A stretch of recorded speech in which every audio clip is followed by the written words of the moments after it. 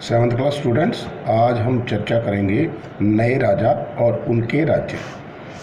जैसा कि आपको विदित है कि पहले जो राजा होते थे वो अपने राज्य को जो है संभाल के रखते थे, लेकिन 7वीं सदी के तहत उपमहाद्वीप के विभिन्न भागों में बड़े भूस्वामी और योद्धा सरदार अस्तित्व में आने लगे। उनके निम्नलिखित कारण थे।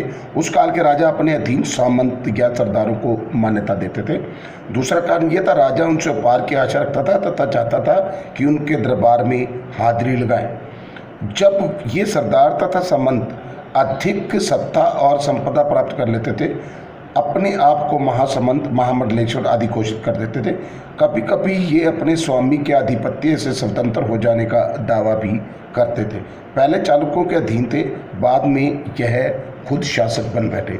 चोल प्रशासन जो था वो उसमें राजा सरकार का मुखिया होता था। उसका प्रशासन बहुत कुशल और सुगठित होता था। राजा मंत्रियों और उनके उच्चाधिकारियों के परामर्श से चलता था। राजा कुशल शासन चलाने के लिए नियमित रूप से अपने साम्राज्यों में यात्रा करता था।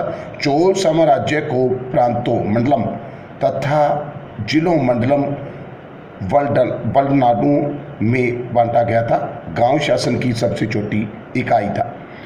उत्तर में गुज्जर प्रतिहार, पूर्व में पाल, दक्षिण में राष्ट्रकूट के शासक सदियों तक कनौज पर नियंत्रण करने के लिए आपस में युद्ध करते थे।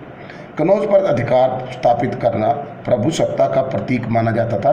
इस युद्ध को इतिहासकार त्रिपक्षीय संघर्ष का नाम भी देते हैं। उत्तर मेरूर अभिलेख के अनुसार ब्राह्मण की सदस्यता पर प्राप्त करने के लिए निम्नलिखित योग्यताएं होनी जरूरी थी। पहला, सभा की सदस्य के लिए इच्छुक लोगों को भू राजस्व देने वाला भूमि का स्वामी होना जरूरी था। उसके पास अपना घर होना आवश्यक था।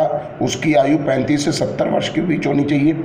उन्हें वेदों का ज्ञान होना चाहिए। उन्हें प्रशासनिक मामलों की जानकारी होनी चाहिए और उन्हें ईमानदार होना चाहिए। वह व्यक्ति जो किसी भी समिति का सदस्य रहा हो, वह किसी भी समिति का सदस्य नहीं बन सकता था। यानी कि जिसके पास पहले कोई लाभ का पद होता था वो इस समिति का सदस्य नहीं बन सकता।